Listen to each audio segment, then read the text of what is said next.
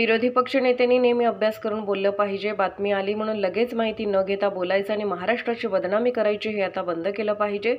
आज अक्षरशः विरोधी पक्षनेत्यांना तोंडावर पडावं लागलं। आम्ही कुठेही बाहेर गेलो नाही असं त्या कंपनीने खुलासा केला आहे। महाराष्ट्रात कमिटमेंट केली ते उद्योग उभारणारच आहे, त्या व्यतिरिक्त उद्योग आणखी आणणार असल्याचा खुलासा त्या कंपनीने केला आहे। उद्योगासंदर्भात बातमी करताना पत्रकारांनी सुद्धा त्याची खात्री करून घेतली पाहिजे।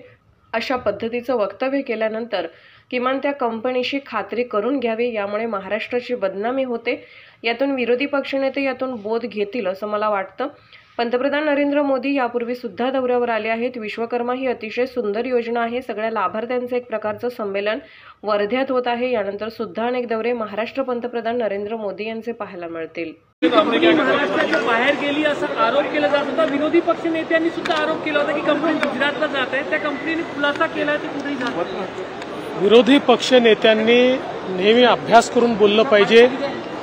कुठेतरी काहीतरी बातमी आली की लगेच त्याच्यावर बोलायचं, माहिती न घेता महाराष्ट्राची बदनामी करायची, हे त्यांनी आता बंद केलं पाहिजे।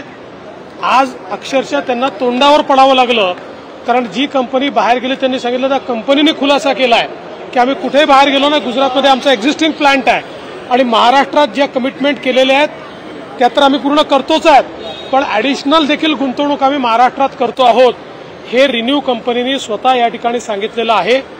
माझी जे आपले पत्रकार आहेत त्यांना देखील विनंती आहे की अशा प्रकारची एखादी बातमी करताना किमान त्या कंपनीला तरी विचारलं पाहिजे, नाहीतर सरकारचं तरी मत घेतलं पाहिजे। कोणीतरी काहीतरी सांगताय म्हणून अशा प्रकारची बातमी करून यातनं आपल्या शहराची बदनामी होते, आपल्या राज्याची बदनामी होते, तर ती आपण सगळ्यांनी मिळून टाळली पाहिजे। मला असं वाटतं यातनं विरोधी पक्षनेते काहीतरी बोध घेतील। मोदींचा दौरा आहे वर्धेला, मोदी येत आहेत, प्रचाराची सुरुवात म्हणायची का मोदींचा उद्याचा दौरा? मोदीजी यापूर्वी देखील आलेले आहेत, प्रचाराची सुरुवात असं मी म्हणणार नाही।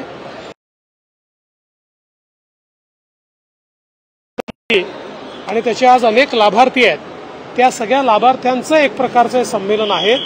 यासोबत वेगवेगळे विषय या दरम्यान घेतलेले आहेत, त्यामुळे मला असं वाटतं की यानंतर देखील अनेक मोदीजींचे दौरे आपल्याला महाराष्ट्रात पाहायला मिळतील। विपक्ष आरोप लगा रहा है कि लाडली बहन का योजना का जो पैसा है वो PWD कॉन्ट्रैक्टर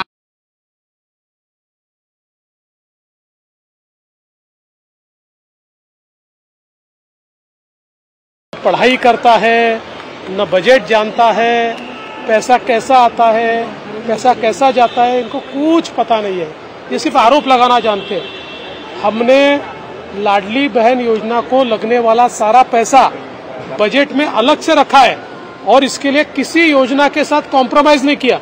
जो राज्य की चलने वाली सारी योजना है वो भी चल रही है और लाडली बहन योजना भी चल रही है। अजितदादांनी कुठेही तक्रार केली तरी आम्हाला काही फरक पडणार नाही, मी हिंदुत्वासाठी कटिबद्ध आहे असं नितेश राणे म्हणाले। अजितदादांनी भाजप नेतृत्वाकडे तक्रार केली। मला असं वाटतं की अजितदादांनी कोणाकडे तक्रार केली आहे मलाही माहिती नाही, किंवा अशी तक्रार झाली आहे की हेही मला माहीत नाही, पण नितेश राणे हे हिंदुत्वाकरता काम करतात, ते हिंदुत्ववादी आहेत, ते अतिशय तडफेनं हिंदुत्वाचे विषय मांडतात। अर्थात हे विषय मांडताना कधी कधी ते जे काही बोलतात त्याचे वेगळे अर्थ निघतात। त्या संदर्भात स्वतः नारायणराव राणे साहेबांनी त्यांच्याशी चर्चा केली आहे, मी चर्चा केली आहे, त्यामुळे ते त्याची काळजी निश्चितपणे घेतील।